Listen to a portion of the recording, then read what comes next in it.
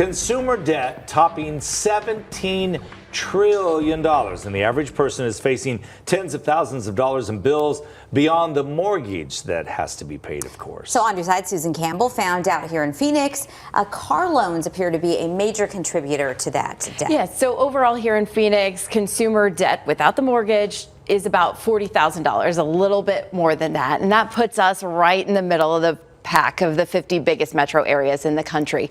But we are top 5 when it comes to auto loan debt, and more than $16,000 on average. Annette Spicala is busy building up her business as a life coach, helping people reach all kinds of goals. But for a long time, Annette herself felt a little bit stuck.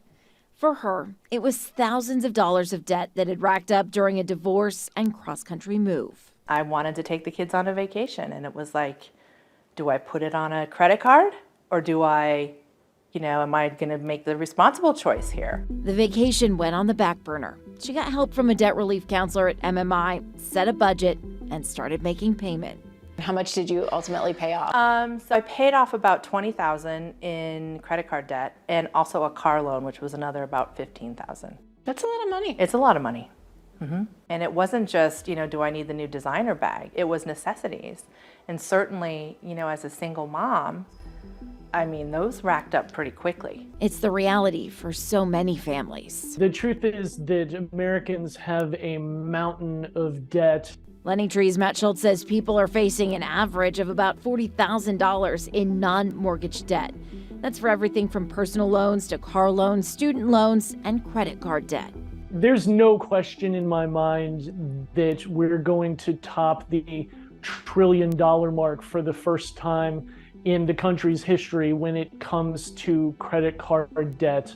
And that's a really troubling thing, but it's also not that surprising, unfortunately. With rising interest rates, that debt is just going to get more and more expensive. It's absolutely crucial that you do what you can to knock down that debt as soon as you possibly can. If you have good credit, the best thing that you can do to knock down credit card debt is to get a 0% balance transfer credit card. They can save you a ton of time and interest when it comes to paying off that credit card debt, because it gives you 12, 15, up to 21 months without accruing any interest on that balance. We can't just blame cards. Car loans are a big part of consumers' debt, too. Where Phoenix really struggles is with auto loan debt.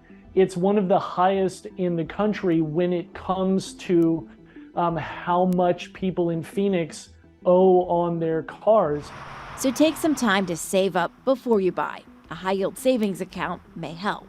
The less you have to finance on that car, the better off you'll be because rates are so high. That's a monthly payment Annette is proud she doesn't have. I am driving a car right now that has 175,000 miles on it, and she's a beauty. She's, treated us very well.